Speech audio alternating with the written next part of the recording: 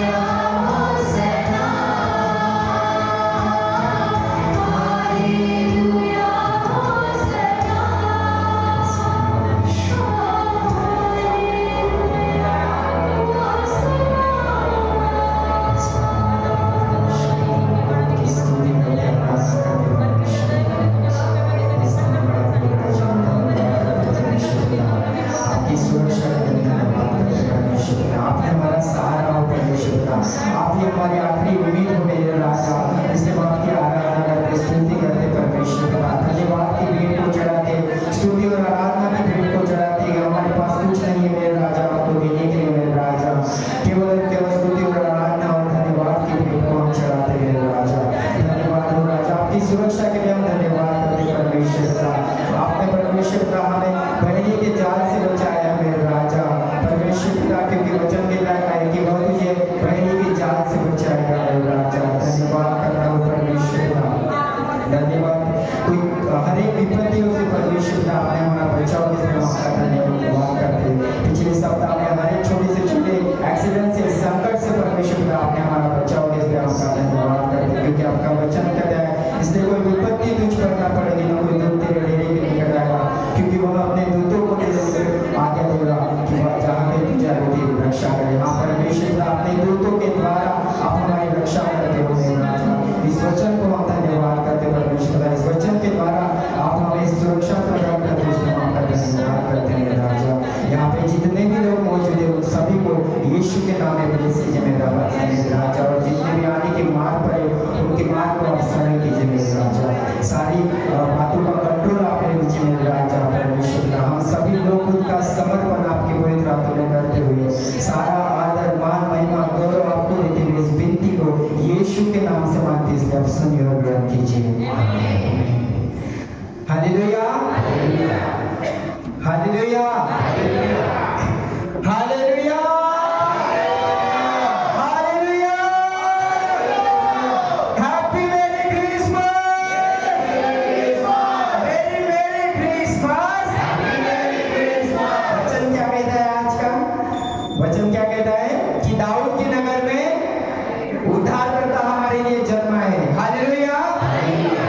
किसके लिए जन्मा है? मेरे लिए। कहिए मेरे लिए उद्धारकर्ता जन्मा है। आज दाऊद के नगर में मेरे लिए उद्धारकर्ता जन्मा है। Hallelujah, hallelujah. कोई कोई लोग नाराज दिख रहे हैं ना, ये नाराज वाला दिन नहीं है ना। हालेलुया, ये आनंद वाला दिन है। अपने चेहरे पे स्माइल लाइए। हालेलुया। आइए हम इस गीत को गाते हैं, जगी तारक जन्म आला चला पाहू चला होते आला। इग्लेसियाचं गीत संग्रहामध्ये पण आहे, गीत नंबर 81, आणि तुम्हाला सॉन्ग शीट दिली आहे त्याच्यामध्ये पण आहे, जगी तारक जन्म आला चला पाहू चला होते आला।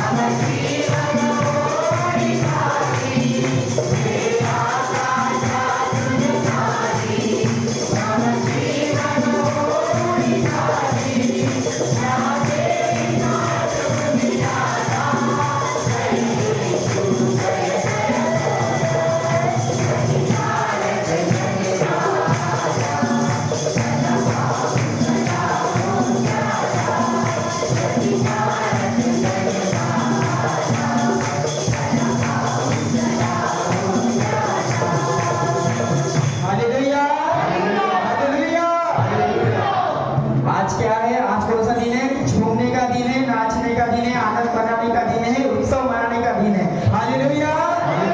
तो आइए इस गीत को गाते हैं। आप चाहे तो डांस कर सकते हैं। झूमो नाचो खुशी से, आज यीशु पैदा हुआ।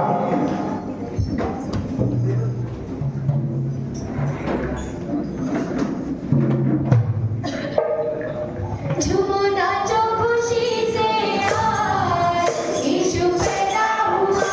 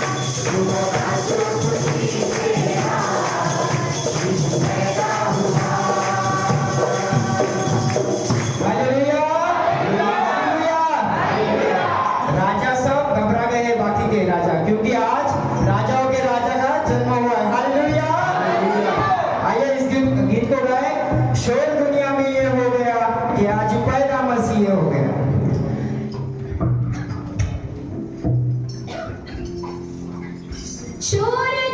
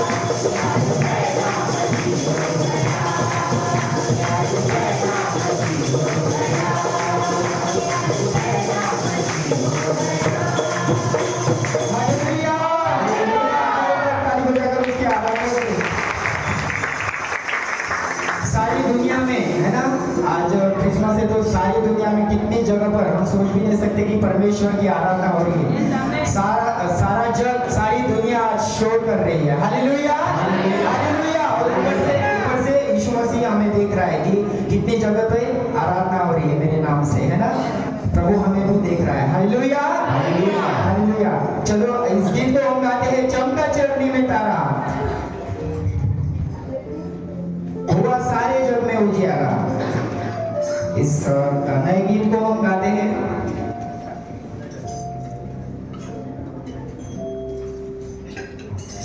चमका ओ चमका ओ चमका चरनी में तारा, हुआ सारे जग में उजियारा।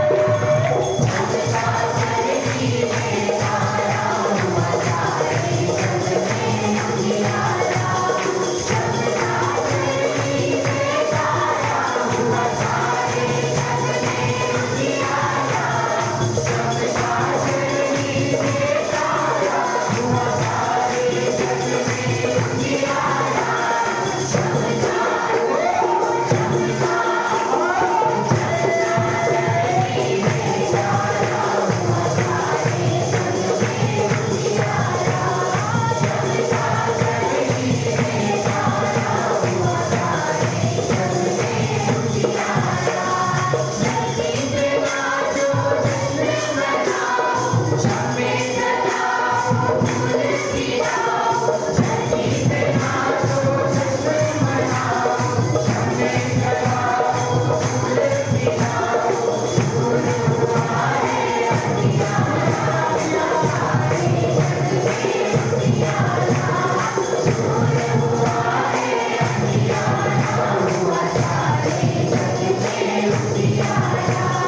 चमका ओ चमका ओ चमका चरनी में तारा, हुआ सारे जग में उजियारा। चमका चरनी में तारा, हुआ सारे जग में उजियारा। चमका चरनी में तारा, हुआ सारे जग में उजियारा। चमका चरनी में तारा, हुआ सारे जग में उजियारा। चमका ओ चमका ओ चमका चरनी में तारा, हुआ सारे जग में उजियारा। चमका चरनी में तारा, हुआ सारे जग में उजियारा। सोना चांदी पैसा कोई नहीं है उस जैसा। सोना चांदी पैसा कोई नहीं है उस जैसा। वो है दुनिया से न्यारा, हुआ सारे जग में उजियारा। वो है दुनिया से न्यारा, हुआ सारे जग में उजियारा। चमका ओ चमका ओ चमका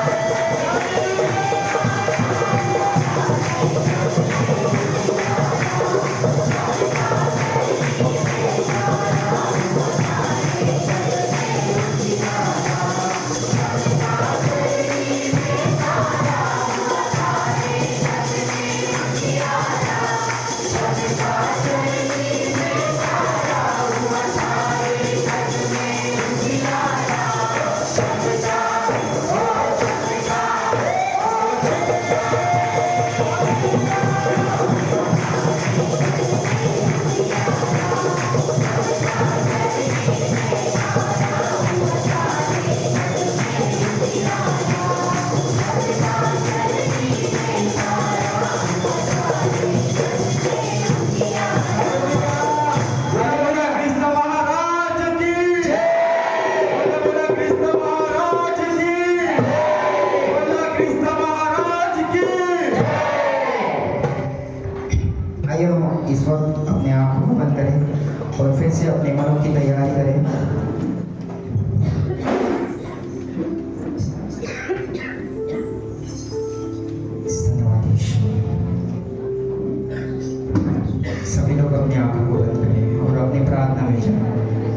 अपने खुद की स्वयं की प्रार्थना करिए।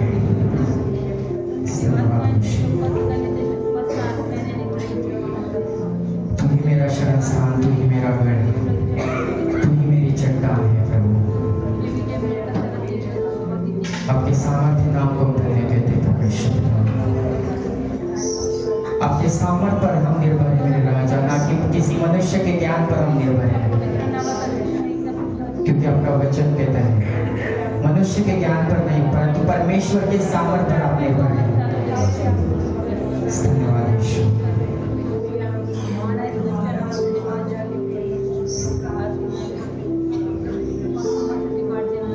जीवन में कई परेशानियां आती है, कई परीक्षा आती है परमेश्वर, लेकिन तू हमें स्थिर रखता है, तू हमें शक्ति देता है हर एक परिस्थिति से लड़ने के लिए। इसलिए हम आपका धन्यवाद करते हैं। हमारी केवल और केवल उम्मीद आप ही हो परमेश्वर। सारे रास्ते बंद हो जाते हैं, लेकिन परमेश्वर पिता आप हमें कभी नहीं छोड़ते, कभी नहीं त्यागते। इसलिए हम आपके नाम को धन्य कहते हैं परमेश्वर। धन्यवाद यीशु। केवल और केवल हम धन्यवाद के नाम को चढ़ाते हैं परमेश्वर। धन्यवाद यीशु, धन्यवाद राजा। हाँ मेरे प्रियो, ये समय है उसका धन्यवाद करने का। अपने जीवन को धन्य कहें। इस सारे साल में परमेश्वर ने हमें संभाला है, इसलिए हम उसको धन्य कहें। धन्यवाद यीशु। तू हमारी ढाल बनकर हमारी रक्षा करता है, तू हमारी चट्टान बनता है, तू ही हमारी चट्टान है। धन्यवाद यीशु। धन्यवाद यीशु।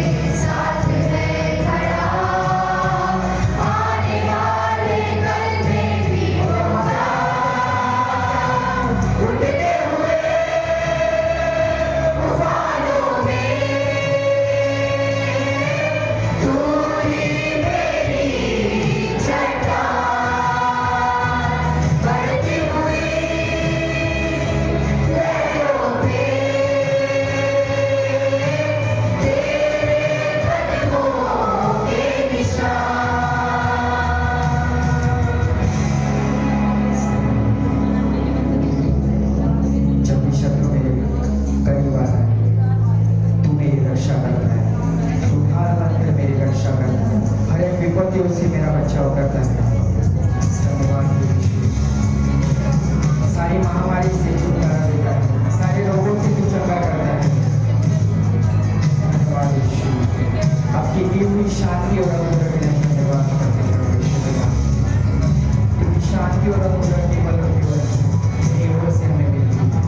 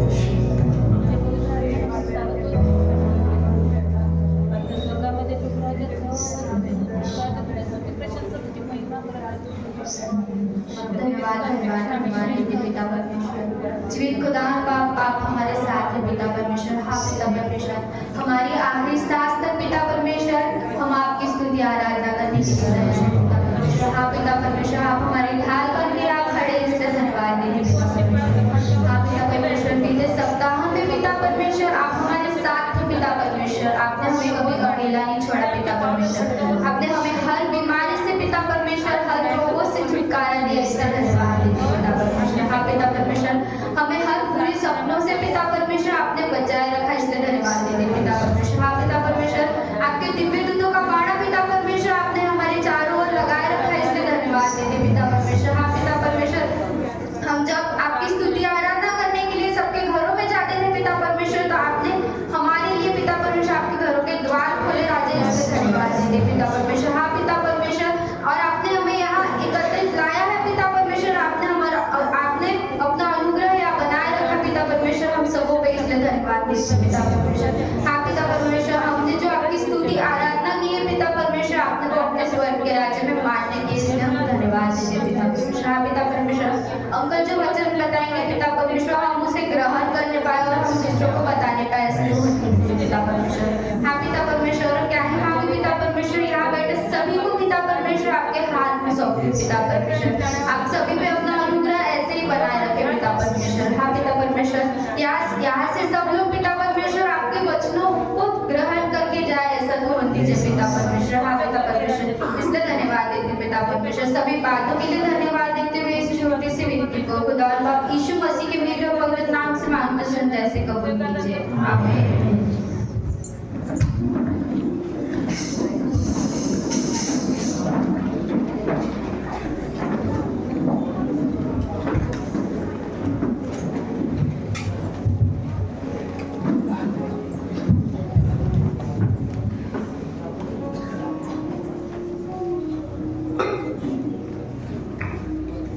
प्रार्थना करूया।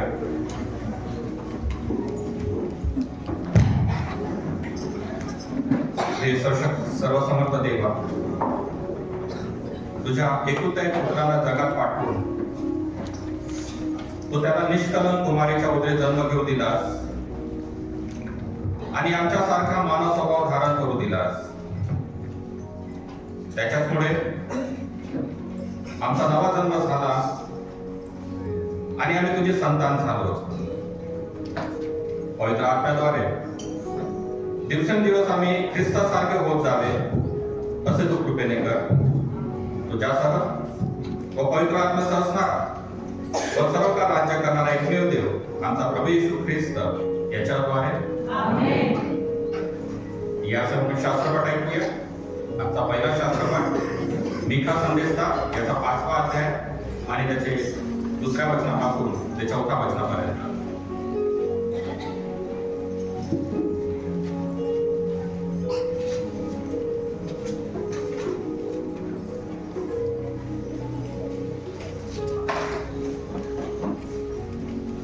पहिला शास्त्रपाठ मिका याचा 5वा अध्याय 2 से 4 की वचने. मिका इसका 5वां अध्याय और 2 से लेकर 4 की वचने. बेथलेहम से एक राजा के आने की वाचा. हे बेथलेहम एफ्राता, यदि तू ऐसा छोटा है कि यहूदा के हजारों में गिना नहीं जाता, तो भी तुझ में से मेरे लिए एक पुरुष निकलेगा जो इस्राएलियों में प्रभुता करने वाला होगा, और उसका निकलना प्राचीन काल से वरना अनादि काल से होता आया है. इस कारण वह उनको उस समय तक त्यागे रहेगा जब तक जच्चा उत्पन्न न करे.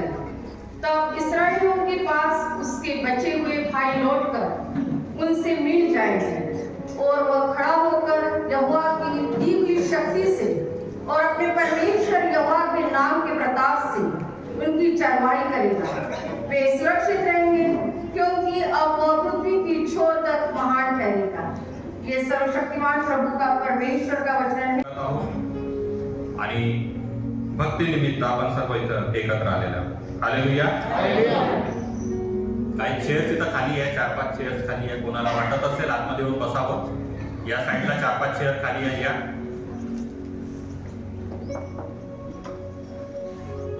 3, 4, 7 चेअर खाली आहे. 7 लोक येऊ शकता. लकी 7.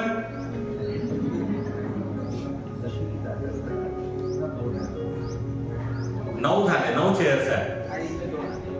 9 लोक या आतमध्ये.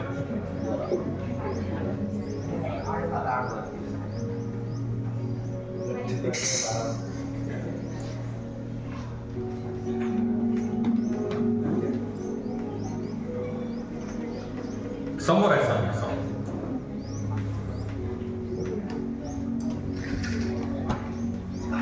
दिवस आहे बडा दिन, आणि मला वाटते की मी पण थोडं जास्त बोलायला पाहिजे, कारण की देवाचं वचन माझ्याकडे आलं आणि देवाने म्हटलं की आज तुला बोलावं लागेल. तर मी म्हटलं ठीक आहे देव बाबा, तुझं वचन माझ्यासाठी आहे आणि लोकांसाठी तू दिलेलं आहे, आणि म्हणून त्यांच्यासाठी मी वचन देणार आहे.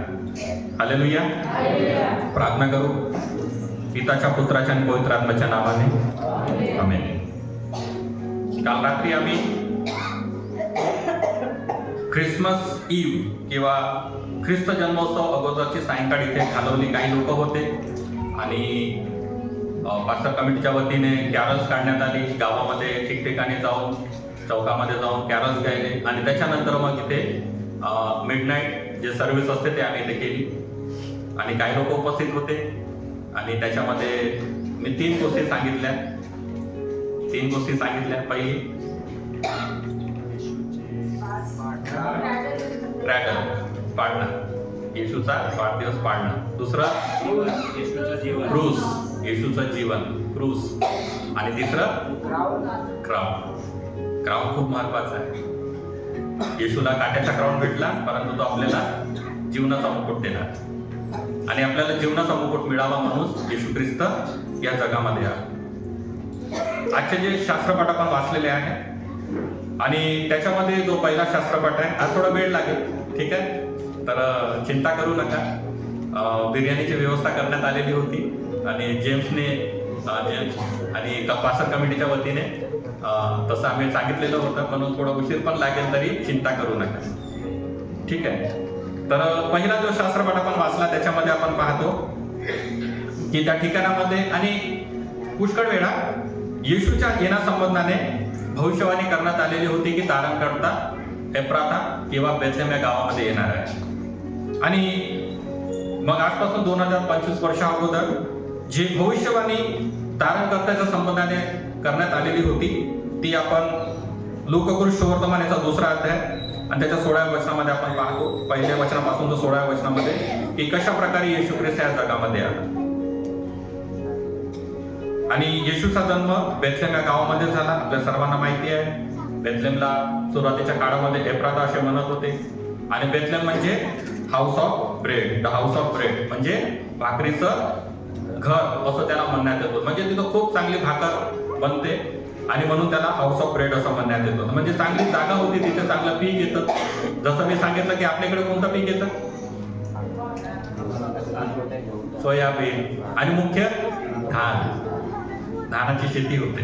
तर तिथं गव्हाची शेती चांगली होते आणि म्हणून चांगलं सुपीक जमीन होतं. आणि बेथलेमच्या चारी बाजूने जर का पाहिलं तर आखाडा जसा राहतो ना, चारी बाजूने बसण्याची चेअर असते आहे की नाही, बसण्याची पोझिशन, आणि मग तिथे ग्राउंड असतो, तिथे आखाडा होते. तर त्याच्यासारखं बेथलेम हे गाव होतं. आणि त्याचबरोबर ऐतिहासिक शहर आहे. ऐतिहासिक शहर याच्यासाठी आहे कारण की तिथे राहेलची कबर होती. उत्पत्तीचा ग्रंथ 48 अध्याय 7व्या वचनामध्ये सांगितलं. पहिलं जर का तिथं काय झालं असेल तर राहेलची कबर तिथे होती. त्याच्यानंतर रूथ याच्या पुस्तकामध्ये पहिला अध्याय 22व्या वचनामध्ये आपण पाहिलं तर तिथे रूथ आणि बोआजचं लग्न झालं आणि रूथ आणि बोआजच्या घराण्यातूनच येशू ख्रिस्ताच्या समोर आपण पाहतो की पिढी त्या पिढीतून त्याचा जन्म झाला. बायबल आणले ना काही लोकांनी, काही लोकांनी, मी पूर्ण नाही म्हणत. त्याच्यानंतर मग दाविदाच्या संबंधाने सुद्धा आपण पाहतो की दावीद सुद्धा त्याचा पण जन्म त्याच गावातून झाला. परंतु त्याच्यानंतर 2 शमूएल 23वा अध्याय 14-15 वचनामध्ये सांगितलेले आहे की जेव्हा दाविदाला तहान लागली तेव्हा तो त्या नगरामध्ये गेला आणि त्या ठिकाणामध्ये त्याला आशा भेटलेली होती की तारणकर्ता या शहरामधूनच निघणार आहे. तर अशा प्रकारे जे शहर आहे ते खूप महत्वाचं आहे. आणि आजच्या परिस्थितीमध्ये जर का ते शहर पाहिलं तर तिथे खूप मोठं चर्च आहे. जे लोक तिथे गेले असतील त्यांनी पाहिलं असेल की खूप मोठं चर्च आहे. आणि जर का त्याच्यामध्ये जर का तुम्हाला प्रवेश करायचा असेल तर तुम्हाला असं मान वर करून तुम्हाला जाता येत नाही किंवा सीना असा फुगून तुम्हाला तिथे जाता येत नाही. जर का त्या चर्चमध्ये जायचं असेल जिथे येशू ख्रिस्ताचा जन्म झाला तर प्रत्येकाला वाकून जावं लागतंय. आणि वाकून याच्यासाठी जायचं आहे कारण की तुम्हाला त्याला नमन करायचं आहे आणि स्वतःला नम्र करायचं आहे आणि म्हणून तिथे वाकून आपल्याला जावं लागते. आणि आज त्या चर्चचं नाव आहे नेटिव्हिटी चर्च असं आपण त्याला म्हणतो कारण की येशूचा जन्म तिथे झालेला आहे.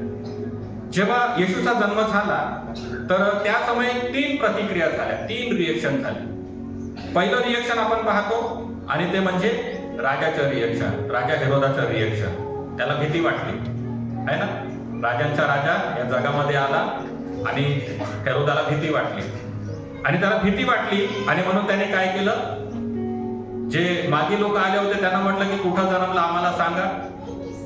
परंतु मागी लोकांना परमेश्वराने त्याच्या दूताने दर्शन दिलं, त्यांना म्हटलं की तुम्ही दुसऱ्या वाट्याने जा.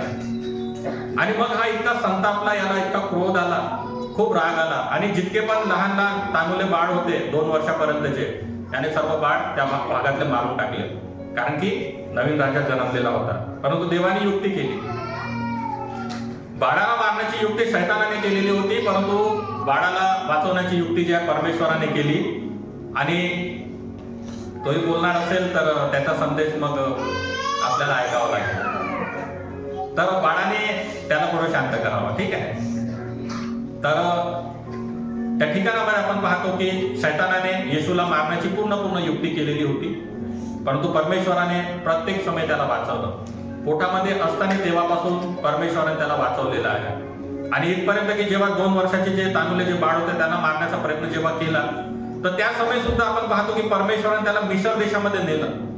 आणि मिश्र देशच का बरं, कारण की त्या समयची जी परिस्थिती जर का आपण पाहिली तर जे यहुदी लोक होते त्यांच्यावर खूप अत्याचार व्हायचा आणि म्हणून ते वाचण्याकरिता जास्त प्रयत्न त्यांचा असायचा की ते मिश्र देशामध्ये जात होते.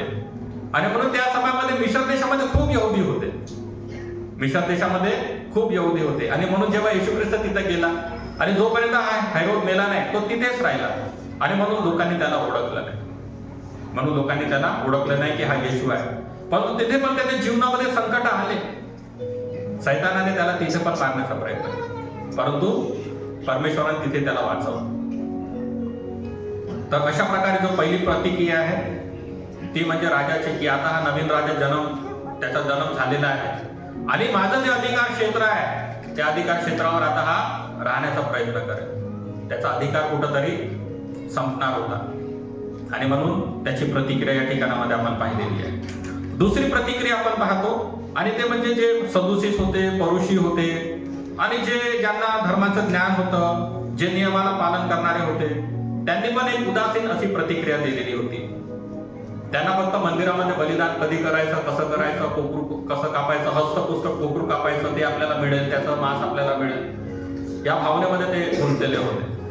आणि म्हणून जी दुसरी प्रतिक्रिया आहे ते आपण पाहतो की येशूचा जन्म झाला तरी या लोकांना आनंद नव्हता. सदुशीस परुषी त्यांना आनंद नव्हता की येशूचा जन्म झाला तरी त्यांना आनंद नव्हता. आणि मग तिसरी आणि शेवटची जी प्रतिक्रिया त्याच्यामध्ये सांगण्यात आलेला आहे आणि ते म्हणजे जे बाकी लोक आहेत आणि मग जे मेंढपाळ आहेत आणि मग काही इतर लोक आहेत, त्यांनी ती प्रतिक्रिया तिथे प्रकट केली. आणि त्या ठिकाणामध्ये त्यांनी भक्तिभाव स्वतःला नम्र केलं, नमन केलं आणि अशा प्रकारे येशूच्या चरणी त्याने स्वतःला अर्पण केलं, कारण की परमेश्वराने एक मोठी देणगी त्यांना दिलेली होती. हालेलुया. तर ह्या 3 प्रतिक्रिया आपल्याला दिसून येतात.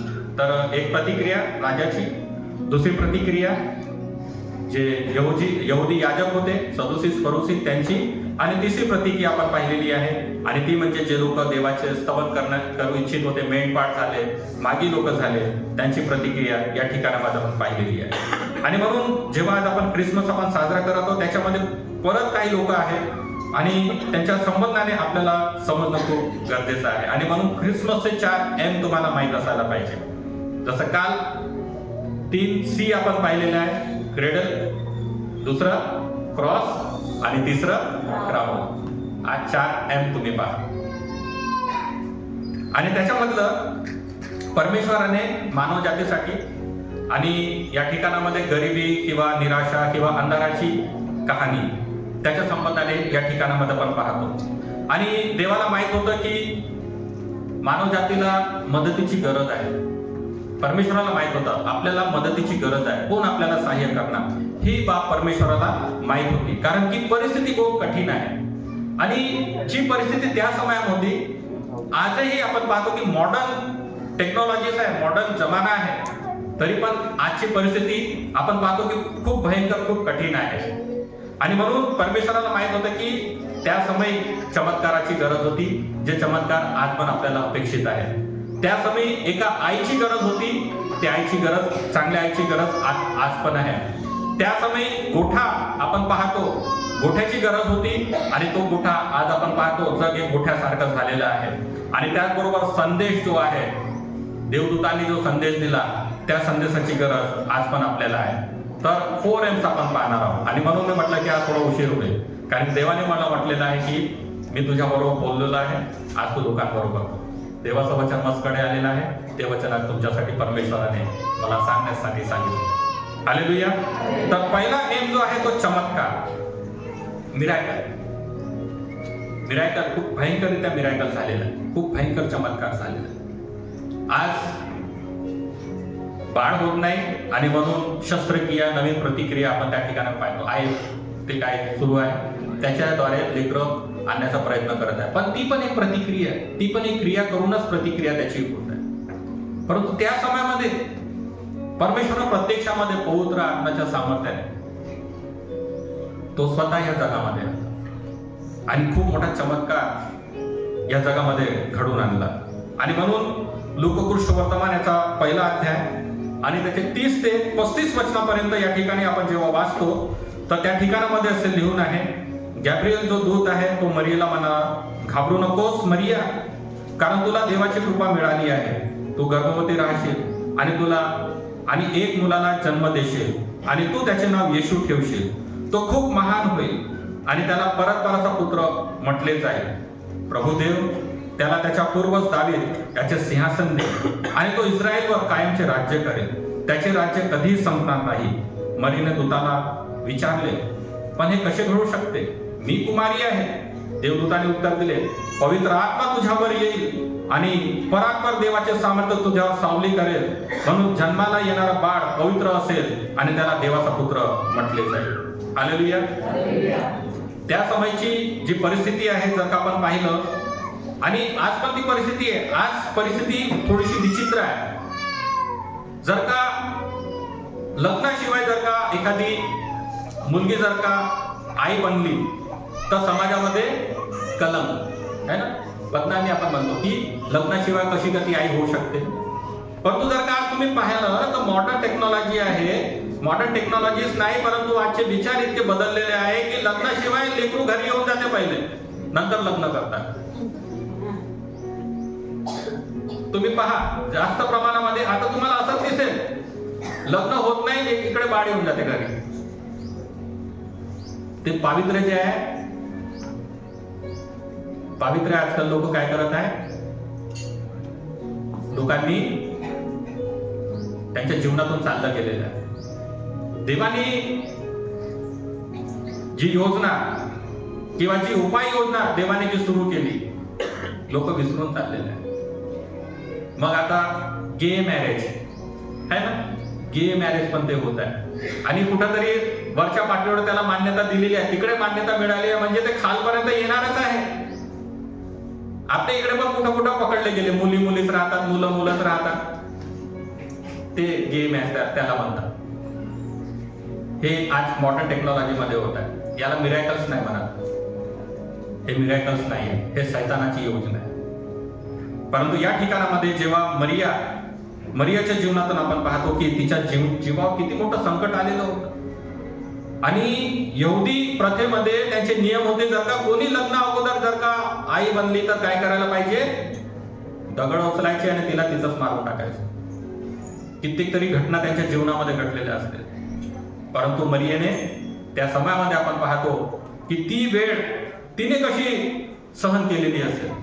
देवदूत आला तिच्या जीवनामध्ये, तुला बाळ होईल, अरे पण माझं लग्नच नाही झालं, पवित्र आत्मा तुझ्यावर येईल. That is the miracle. Hallelujah, hallelujah.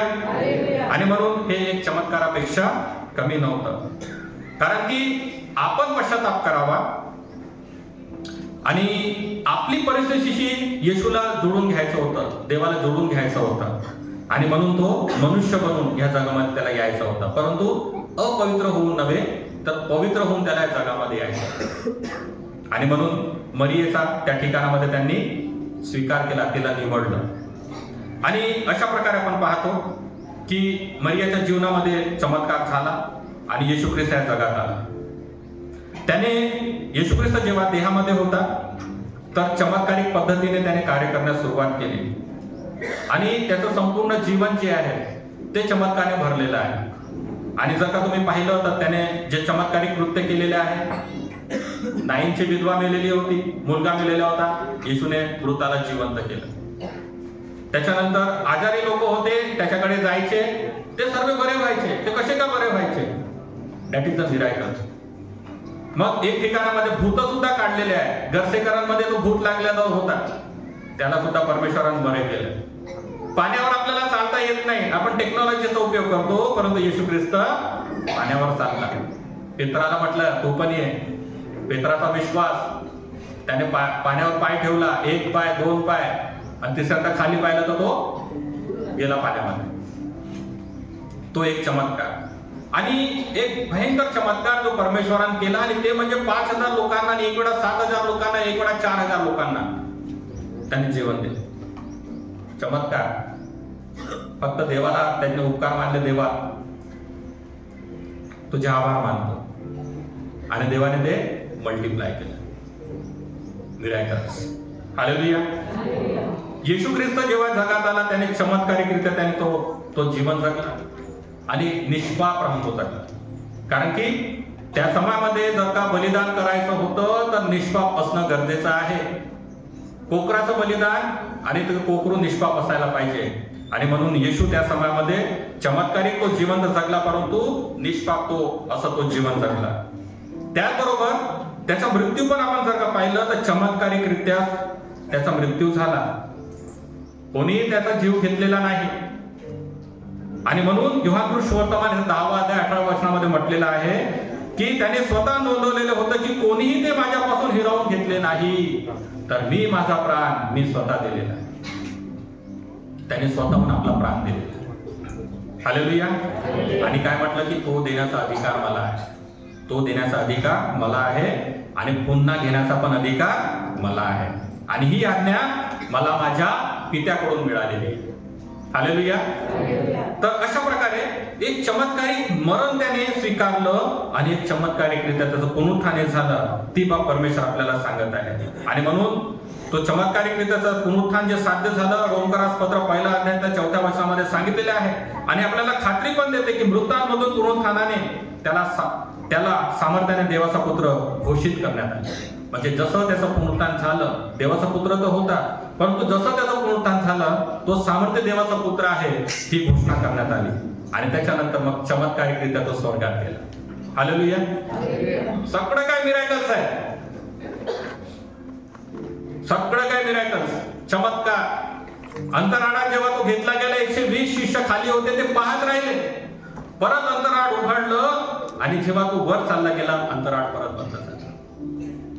जेव्हा त्याचा बाप्तिस्मा होत होता परत अंतराळ उघडला, तिथून भविष्यवाणी झाले की हा माझा प्रिय पुत्र आहे, याच्याने मी खुश आहे. परत बंद झाला. या अंतराच्या वर तुम्हाला जाता येत नाही, तिथे हवा नाही, तुम्ही जाल तर मरून जा. अमेरिकेने मंगळ ग्रहावर एका मुलीला पाठवण्याचा प्रयत्न करत आहे आणि तिने आपला प्राण दिलेला आहे. तिने म्हटलं की मी तिकडेच आहे, तिथंच मरून जाईल, सांगता येणार. म्हणजे हे अंतराचा वळ काहीच नाहीये. आणि म्हणून जेव्हा जेव्हा भविष्यवाणी झाली, जेव्हा जेव्हा चमत्कार झाले, अंतराळ उघडलं गेलं, तिथून मग आतमध्ये प्रवेश झाला. एलिया पण त्याचा रथ वर चालला गेला. हनोक माहित नाही, चालत होता, चालता चालता तोही चालला. आणि त्याच्यानंतर येशू ख्रिस्त सर्वात शेवटी येशू ख्रिस्त पुनरुत्थानाच्या नंतर लोकांमध्ये राहिला आणि तो चमत्कारिकरित्या वर घेतला गेला. हालेलुया.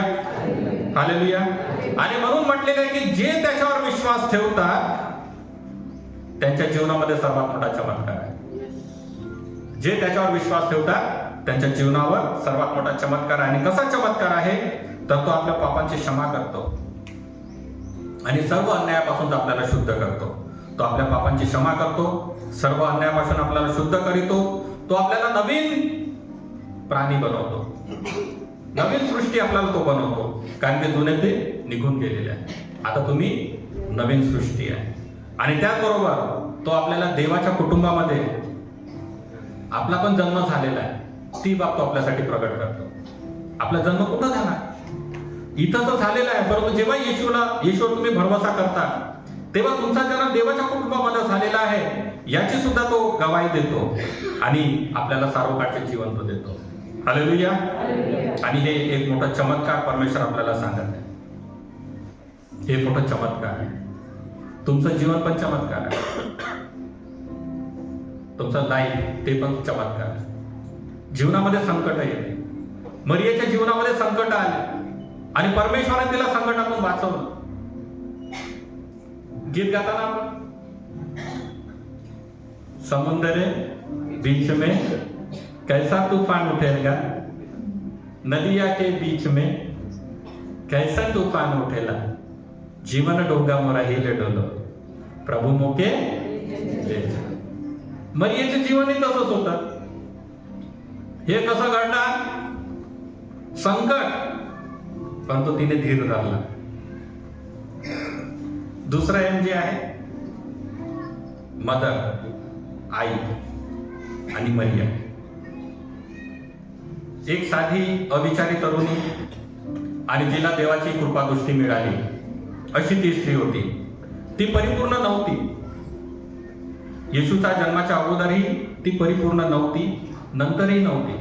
परंतु पर्टिक्युलरली जेव्हा ती वेळ आली त्या समयामध्ये सांगण्यात आलेलं आहे की परमेश्वराचा कृपा तिच्यावर झाला, कारण की तिचं जीवन तसं होतं. देवाच्या मंदिरामध्ये सेवा करणं आणि अशा प्रकारे तिचं जीवन जे आहे ते देवाने पाहिलं. देवाला तिचं जीवन आवडलं, देवाने निवडलं तिला. एक कुमारी गर्भवती होईल, देवाने तिथं भविष्यवाणी मिका संदेशाच्या ग्रंथामध्ये केलेलीच होती. परंतु प्रत्यक्षामध्ये तोही विचार करत होता, देवही पाहत होता की कोणती स्त्री आहे, कोणती मुलगी आहे जिच्याद्वारे मी जगामध्ये यावं आणि तिला आई करून घ्यावं. आणि म्हणून या ठिकाणामध्ये आपण पाहतो की देवाने तिच्या जीवनाकडे पाहिलं, तिच्या जीवनातले गुण तिला आवडले आणि देवाची कृपा दुसरी तिच्यावर झाली आणि मरीने पण ते स्वीकार केलं. हालेलुया. या ठिकाणामध्ये आपण पाहतो की मरिया जी आहे ती नैतिक दृष्ट्या शुद्ध होती, ती कुमारी होती आणि ही बाब स्वतः देवाने त्याच्या वचनामध्ये सांगितलेलं होतं. आणि म्हणून आपण पाहतो की जेव्हा येशूचा जन्म झाला त्या समयामध्ये मरिया जी आहे ती शुद्ध होती, ती कुमारी होती, ती नम्र होती आणि तिने स्वतःला काय म्हटलं, मी प्रभू तुझी दासी. आज आपण म्हणतच नाही. स्त्रिया प्रभूला म्हणतात काय, प्रभू मी तुझी दासी आहे, पण ही स्वतः म्हणायची की प्रभू मी तुझी दासी आहे. आणि ती आज्ञाधारक पण होती. आणि कसं तिने म्हटलं, जेव्हा ती आज्ञाधारक होती, तुझ्या वचनांप्रमाणे माझ्याशी हो, जसं तुझं वचन आहे त्या वचनांप्रमाणे माझ्या जीवनाशी हो, असं तिने त्या ठिकाणी प्रकट केलं. त्याचबरोबर ती धाडशी पण होती. मरिया जी आहे, जी आई म्हणून धाडशी होती. तिला माहित होतं की जर का लोकांना माहित झालं तर माझा सार्वजनिक निषेध होईल आणि निषेध झाला तर किती मोठी बाब. सैतानाने तिथे पकडण्याचा प्रयत्न केला. सैतानाची योजना त्या समय तिला प्रकट करण्याची होती, परंतु परमेश्वराने तिथे तिला वाचवलं. कुटुंबाचा त्याग करावा लागेल, लग्नाचा शेवट कधी होऊन जाईल आणि विवाहबाह्य जर का गर्भवती झाली तर दगडफेक. ही बाब तिला माहित होती, तरी पण तिने धाडस केलं, तिने स्वीकार केला. आणि त्याच्यानंतर तिचा विश्वास, तिने देवदूताच्या संदेशावर त्याने अविश्वास केला नाही तर तिने विश्वास केला. गॅब्रिएल दूत जेव्हा तिच्याकडे आला, तिला म्हटलं की तू गर्भवती होशील आणि तुला पुत्र होईल, तिचं नाव तुला येशू ठेवावं लागेल. आणि त्या गोष्टीवर तिने विश्वास केला. हालेलुया. या तरुण आईबद्दल विचार करा, तिची अवस्था कशी असेल, कशी तिची अवस्था असेल. ख्रिसमस आपण म्हणतो ना, ख्रिस्त जन्मोत्सव, हे आनंदापेक्षा त्याच्यावर विचार करणं आपल्यासाठी जास्त महत्वाचं आहे. की देव कसा या जगामध्ये आला, कसं त्याने चमत्कार घडून टाकले, कसं तो एका आईला, एका कुमारीला त्याने आई बनवून ह्या जगामध्ये आपल्यासाठी प्रगट केलं की आपलं तारण व्हावं. विचार त्याच्यावर करा. तिला प्रिय म्हटलं देवदूताने. तिची चुलत बहीण एलिझाबेथ, तिने पण तिला म्हटलं तू स्त्रियांमध्ये धन्य आहे. पण तिने किती त्रास सहन केला, तिने कुठं कुठं त्रास सहन नाही केला. हालेलुया. या ठिकाणामध्ये परमेश्वराने तिचा शोध घेतला आणि परमेश्वराला ती आवडली आणि म्हणून परमेश्वर या जगामध्ये तिच्याद्वारे आला. हालेलुया. आणि म्हणून तिने विश्वास केला, तिच्या विश्वासाने परमेश्वराने पूर्ण केलं आणि देवाने एका आईच्या माध्यमातून एक चमत्कार केला आणि तो घडला. आणि तो चमत्कार म्हणजे येशू ख्रिस्त या जगामध्ये आला, तुम्हासाठी, माझ्यासाठी. त्याच्यानंतर तिसरं जे आहे गोठा, मेंजर, गोठ्यामध्ये चमत्कार. तिसरं जे एम जे आहे, देवदूत मेंढपाळाला म्हणाला, दावीद नगरी बेथलेहममध्ये आज तारणारा होय मशीहा प्रभू जन्मला आहे आणि तुम्ही त्याला या चिन्हावरून ओळखाल. तुम्हाला कपड्याच्या पट्ट्यांमध्ये गुंडाळलेले, गोठ्यात पडलेले बाळ सापडेल. लोककृष वर्तमान 2 अध्याय 11 आणि 12 वचन. येशू ख्रिस्त त्याच्या स्वर्गामध्ये असेल तर एक स्वर्गीय चित्रण तुम्ही पहा, स्वर्गीय चित्र तुम्ही लक्षात करा. कधी कधी चित्र असते, घरामध्ये चित्र नसते, त्याच्यामध्ये तुम्हाला येशू बाळ दिसत असेल, तिथं धुके दिसत असतील आणि तिथं स्वर्गदूत दिसत असतील, तिथे येशू बाळ तुम्हाला दिसते. राजाचा पुत्र. आणि त्या ठिकाणावर तुम्ही प्रभा मंडळ जर का तुम्ही पाहिलं चित्रांमध्ये तुम्ही पाहू शकता की एक चांगलं सुवास असेल. आज सगळ्या लोकांनी लावून आलं असेल ना, आहे ना. आपण नाही लावून आलं तरी बाजूला चांगलं घेतो. पण तिथे येशूचा जन्म झाला आणि त्या ठिकाणामध्ये आपण पाहिलं जर का त्या प्रकारे त्याच्या राज्यामध्ये जर का आपण पाहू तर किती चांगलं सुवास असेल, सुवास पसरलेला असेल. लोकांना तो आवडतो. आनंदाची खबर, आरामदायक खबर, परिकथेसारखं, परिकथा जसं आपण म्हणतो परिकथेपेक्षाही वर. परंतु या ठिकाणामध्ये काय झालं आता, मेंजर, गोठा. त्या ठिकाणामध्ये झाला असता तर ह्या सर्व गोष्टी तुम्हाला दिसल्या असत्या. लोकांनी पूर्ण असं चित्रण करून दाखवलं असतं आणि लोकांनी पाहिलं असतं आणि अस्वीकार करून टाकला असतं.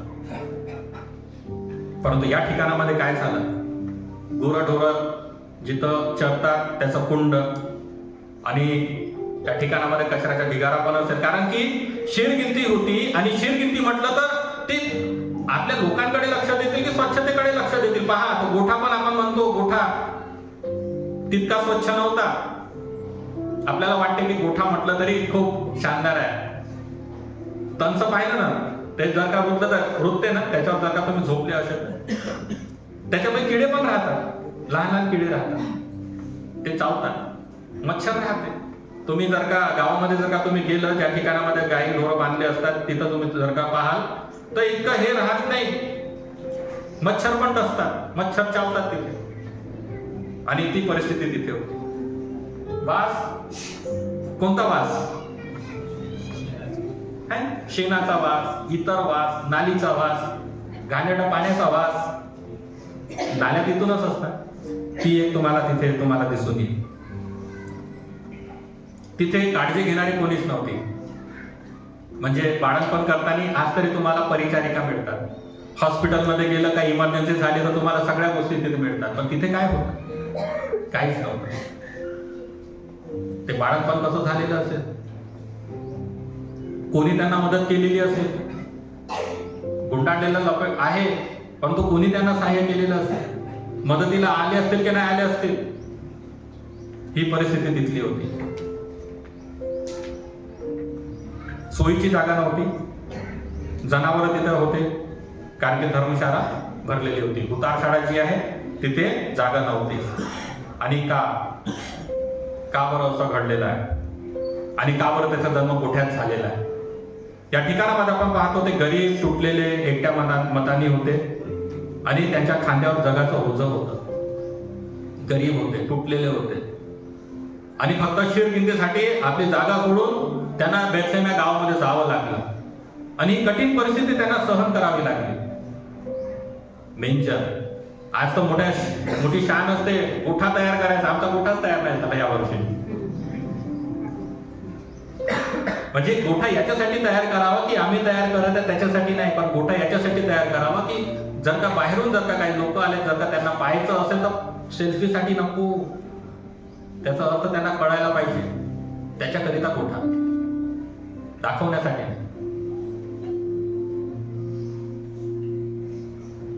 पौलाने दुसरा करिंथर याचा 8 ते 9 वचनामध्ये म्हटलेला आहे की तुम्हाला आपल्या प्रभू येशू ख्रिस्ताची कृपा माहिती आहे. जरी तो श्रीमंत होता तरी तुमच्यासाठी तो गरीब झाला, यासाठी की त्याच्या गरिबीतून तुम्ही श्रीमंत व्हावे. तो श्रीमंत होता, त्याला वाटलं असतं तो एखाद्या मोठ्या राजवाड्यात त्याने जन्म घेतला असता, त्याने बाबेच्या राजवाड्यामध्ये जन्म घेतला असता, ज्याचं सोन्याचं मुकुट होतं, सोन्याचं डोकं होतं, त्या घराण्यामध्ये त्याने जन्म घेतला असता. नाही घेतला, गोठ्यामध्ये जन्म घेतला. नम्र झाला तो, आपल्यासाठी नम्र झाला आणि नम्रतेची परिभाषा त्याने आपल्याला शिकवलेली आहे. मी तुमच्यासाठी नम्र झालेला आहे. श्रीमंत, त्याच्यासारखा श्रीमंत कोणी आहे का जगामध्ये? कोणीच नाही. ते अंबानी, अडाणी काय श्रीमंत नाही त्याच्यापुढे. बिल गेट्स नाही, आणखी जितके पण असतील कोणी श्रीमंत नाही त्याच्याकडे. सगळं सोडून तो या जगामध्ये आला, गरीब झाला. इब्रिलुकास पत्रामध्ये तो म्हणतो की म्हणून त्याला सर्व गोष्टींमध्ये त्याच्या बालमांसारखे बनवावे लागले, म्हणजे आपल्यासारखं होण्यासाठी त्याला या जगामध्ये यावं लागलं. जेणेकरून तो देवाशी संबंधित गोष्टींमध्ये दयाळू आणि विश्वासू महायाजक बनू शकेल आपल्यासाठी, जेणेकरून तो लोकांच्या पापांसाठी प्रायश्चित्त करू शकेल. म्हणजे आपल्यासाठी प्रायश्चित्त झाला, म्हणजे आपल्या प्रायश्चित्त व्हावं म्हणून तो या जगामध्ये आला. त्याला काय गरज आहे देवाला? आपल्यासाठी प्रायश्चित्त बनून तो या जगामध्ये. त्याला वाटलं असते तर तुमच्या जे स्मरणिका आहे किंवा तुमचं जे आठवण असेल, देव एका सेकंदामध्ये असं मिटवू शकतो आणि एका सेकंदामध्ये तुम्हाला गुलाम करू शकतो. सर्व जग 1 मिनिटही लागू शकत नाही, पण त्याने तुमचं स्वातंत्र्याचा विचार केलेला आहे.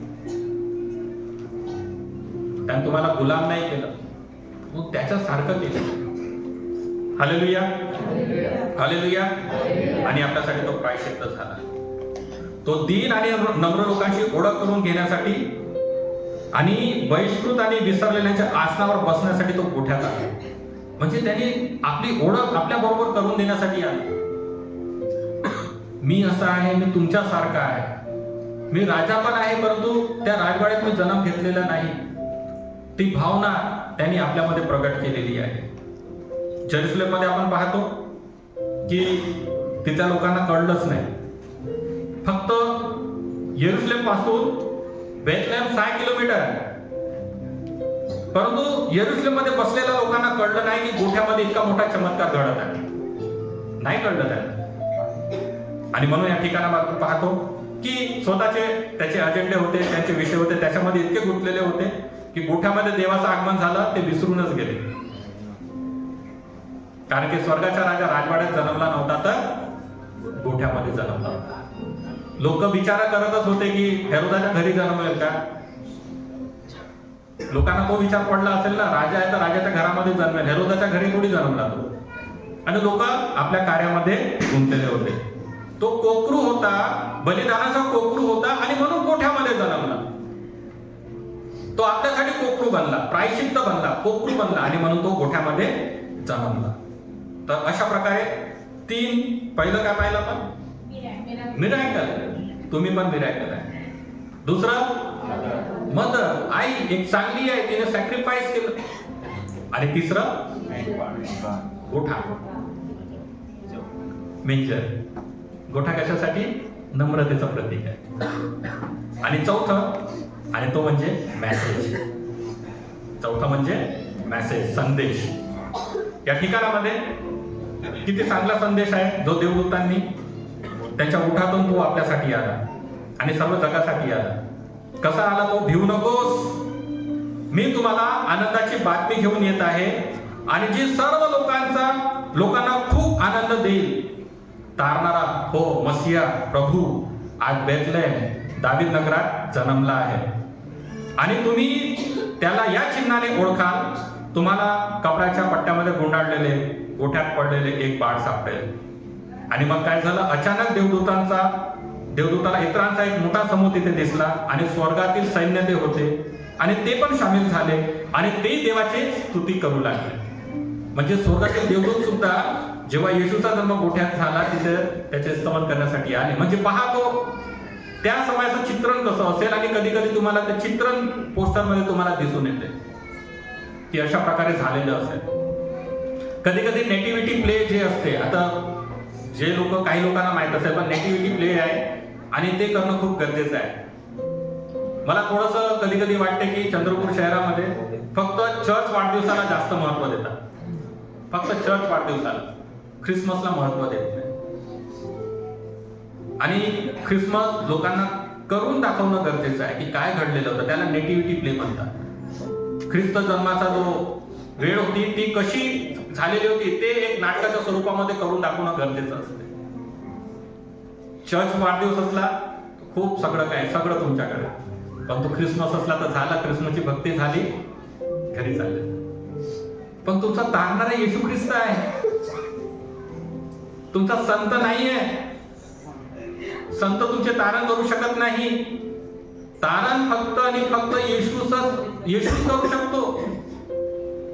आणि मग त्या तारणाला आपण जास्त महत्व देत नाही. दिलं का? विचार करावा. मी दोष नाही देत आहे, पण तुम्ही एक ऑब्झर्व केलं इकडे या विभागामध्ये ऑब्झर्व केलं की येशूच्या वाढदिवसाला जास्त महत्व आपण देत नाही,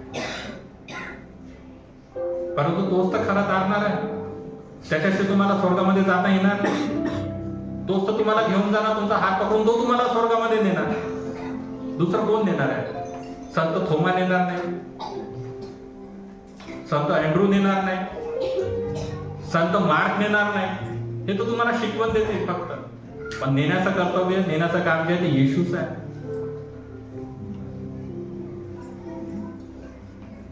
जेव्हा याचा जन्म झाला तर स्वर्गदूतही खुश, आनंदित झाले आणि ते देवाचे स्तवन करू लागले. हालेलुया. स्वर्गात देवाला गौरव आणि ज्याच्यावर देव संतुष्ट आहे त्यांना पृथ्वीवर शांती. आणि हा संदेश भीतीचा नाही, भिवू नका, भीतीचा संदेश नाही. देव तुम्हाला सामर्थ्य देत आहे. हा संदेश एक सुवार्ता आहे, चांगली वार्ता, सुवार्ता, गुड गॉस्पल त्याला आपण म्हणतो. हा संदेश मोठ्या आनंदाचा आहे. आनंदाचा आहे.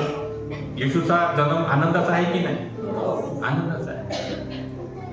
हा संदेश सर्व लोकांच्या हिताचा आहे. त्याच्यामध्ये श्रीमंत पण येतात, गरीब पण येतात, तरुण पण येतात, वृद्ध पण येतात, ज्ञानी पण येतात, मूर्ख पण येतात, विद्वान पण येतात, अज्ञानी पण येतात. हा संदेश सर्वांसाठी. हा तारणाचा संदेश आहे. हा तारणाचा संदेश आहे आणि हा देवाच्या गौरवाचा संदेश आहे. हा देवाचा गौरवाचा संदेश आहे. आणि शेवटी आपण त्याच्यामध्ये आपण पाहतो की हा संदेश पृथ्वीवरील शांतीचा आहे. सर्व पृथ्वीवर शांती असावी त्याचा संदेश आहे. हालेलुया. आणि जर का या संदेशाला जर का सारांशित केलं तर मग योहान 3 अध्यायाच्या 16व्या वचनामध्ये म्हटलेलं आहे. काय म्हटलेलं आहे?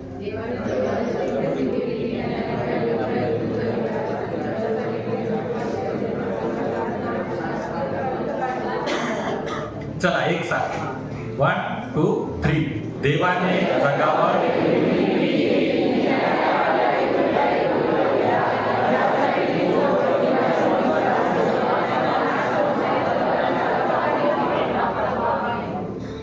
हा मिराकल आहे. हा मिराकल आहे. कारण तुम्हाला वचन माहिती आहे, जगाला माहित नाही. जगाला माहित नाही आणि म्हणून जग इथे नाही. इथे फक्त तुम्हीच आहे, निवडलेले लोकच आहे. हालेलुया. आणि म्हणून हा संदेश जो आहे आशीर्वादाचा संदेश आहे आणि चमत्कार आहे. कारण की तुम्हाला माहित आहे, तुमच्या लेकरांना माहित असेल, त्यांच्या लेकरांना माहित असेल, आणि जे ऐकतील, जे विश्वास करतील त्यांनाच हा संदेश माहित असेल, परंतु बाकी लोकांना माहित नसेल. रोमकरास पत्र 5वा अध्याय त्याच्या 1ल्या वचनामध्ये म्हटलेलं आहे, म्हणून विश्वासाने नीतिमान ठरवले गेल्यामुळे आपल्या प्रभू येशू ख्रिस्ताद्वारे आपल्याला देवाबरोबर शांती आहे. म्हणून विश्वासाच्या द्वारे आपल्या सर्वांना प्रभू येशू ख्रिस्तामध्ये देवाबरोबर आपल्याला शांती आहे. आणि म्हणून प्रकटीकरणाच्या पुस्तकामध्ये 22व्या अध्यायाच्या 17व्या वचनामध्ये परमेश्वर म्हणतो की आणि आत्मा आणि वधू म्हणाले ये, आणि जो ऐकतो त्याने म्हणावे ये, आणि ज्याला तहान लागली आहे त्याला येऊ द्या, ज्याला इच्छा आहे त्याला जीवनाचे पाणी मोफत द्या. हालेलुया. म्हणजे तुम्हाला तहान आहे का? मोफत आहे. देवाने याच्यासाठी चार्जेस केलेले नाही. जीवनाचं पाणी तुमच्यासाठी आहे. हे जीवन तुमच्यासाठी आहे आणि ते जीवन देण्यासाठी येशू ख्रिस्त या जगामध्ये आलेला आहे. त्याचा वाढदिवस आज आपण साजरा करत आहोत. हालेलुया. कारण की जे देवाचे जे वचन आहे जिवंत वचन आहे. येशू ख्रिस्त आहे, प्रेम आहे, दया आहे, मदत आहे. तारणाचा अंतिम आणि सर्वोपरी सर्वोच्च संदेश म्हणून परमेश्वराने त्याला जगामध्ये पाठवलेला आहे. परमेश्वराने येशूला पाठवलेला आहे तारणाचा सर्वोपरी संदेश म्हणून. आणि परमेश्वराने एक आशिषा संदेश आपल्याला दिलेला आहे. जगामध्ये पहा, खूप सारे प्रॅक्टिकल्स होतात, खूप साऱ्या घडामोडी होतात. काही लोकांनी पोलिओसाठी अँटीबॉडी तयार केलेली आहे की बरे व्हावं, पोलिओ डोस घेता बरे होतात.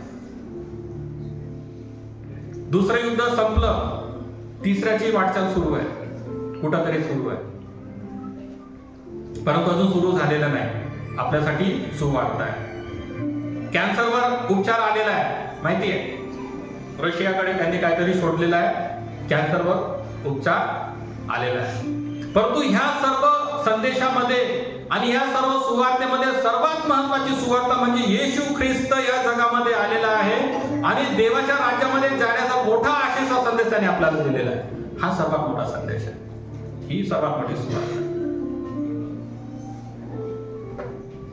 बिमाऱ्या येतील, चालले जातील. डिझीज येतील, चालले जातील. परंतु येशू ख्रिस्त जेव्हा आता येणार आहे तो तुमच्या आणि आमच्यासाठी येणार आहे. आपण स्वर्गामध्ये जावं, आपल्याला स्वर्गामध्ये नेण्यासाठी तो परत येणार आहे आणि जीवनाचा मुकुट तो आपल्या प्रत्येकाला देणार आहे. हालेलुया. आणि म्हणून आपल्याला जीवनाचा मुकुट मिळत आहे, मिळणार आहे, म्हणून आपण आनंद करावा. येशू तर येऊन गेला 2025 वर्ष अगोदर, तो येऊन गेला. परंतु आता का बरं आपल्याला आनंद करायचा आहे? तो आनंद, ती आशा तुमच्या जीवनामध्ये असायला पाहिजे. हो, देवाने मला वाचवलेलं आहे, जीवनाचा मुकुट परमेश्वराने मला दिलेला आहे आणि मला त्या मुकुटाबरोबर त्याच्या राज्यामध्ये घेऊन जाणार आहे. आणि त्याने म्हटलेलं आहे की जिथे मी बसणार तिथे तुम्हाला बसायचं. त्याच्या उजवीकडे आपल्याला जागा परमेश्वर देणार आहे. उजवीकडचा भाग खूप मोठा आहे. जस्ट एक लहान कुर्सी नाही, परंतु पूर्ण भाग देवाने आपल्याला दिलेला आहे. देवाने असं प्रेम केलं ना, तर त्याने एक साईड आपल्याला देऊन टाकलेला आहे आणि एक साईड त्याच्या लोकांसाठी. हालेलुया. तो विश्वास, ती आशा, ती प्रेम परमेश्वर आपल्याला दिलेलं आहे आणि हे सर्व पूर्ण करण्याकरिता येशू ख्रिस्त या जगामध्ये आला. हालेलुया. आणि म्हणून त्याचा हा दिवस आज आपण पाळत आहोत. परमेश्वराने आपल्यासाठी बरेच काही केले. त्याने मोठं सॅक्रिफाईस केलं, आपल्याला माहिती आहे. परमेश्वराने आपल्याला आपलं तारण व्हावं याच्यासाठी देवाने आपल्या पुत्राचा त्याग केला. आपल्या पुत्रापासून जवळपास 33.5 वर्ष तो वेगळा राहिला, माहिती आहे. देवबाप त्याच्या स्वतःच्या पुत्रापासून 33.5 वर्ष तो दूर राहिला. कशासाठी? आपल्यासाठी. 33.5 वर्ष त्याने आपल्या मनात त्याच्या पुत्राला ठेवलं आणि म्हणून ती बाब आपल्याला विसरता येत नाही.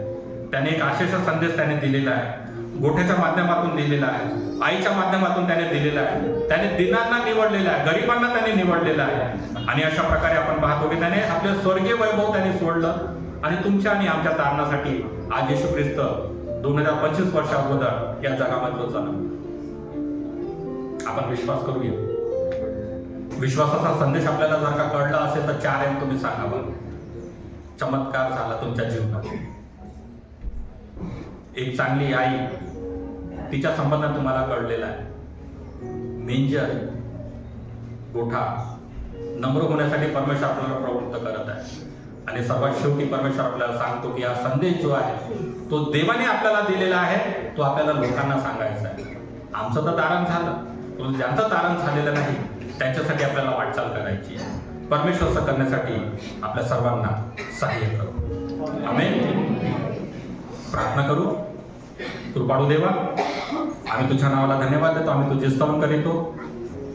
प्रभू येशू ख्रिस्ताचा वाढदिवस नाताळ आम्ही साजरा करत असताना पित्या, आम्हा सर्वांना तू तुझ्या आशीर्वादाने परिपूर्ण कर. तुझं प्रेम, तुझी शांती आणि तुझा आनंद आम्हा प्रत्येकाच्या जीवनामध्ये तू दे, अशी मी प्रार्थना करतो. जे मनाने खचलेले असतील अशा लोकांबरोबर तू राह. जे मनामध्ये निराश झालेले असतील अशा लोकांना तू पित्या तू सहाय्य कर. प्रार्थना करतो पित्या, नाताळाचा सण साजरा करत असताना आम्हा सर्वांना तुझ्या आनंदाने परिपूर्ण कर. ख्रिस्त आमचा प्रभू याच्याद्वारे या सण आपण उभे राहूया.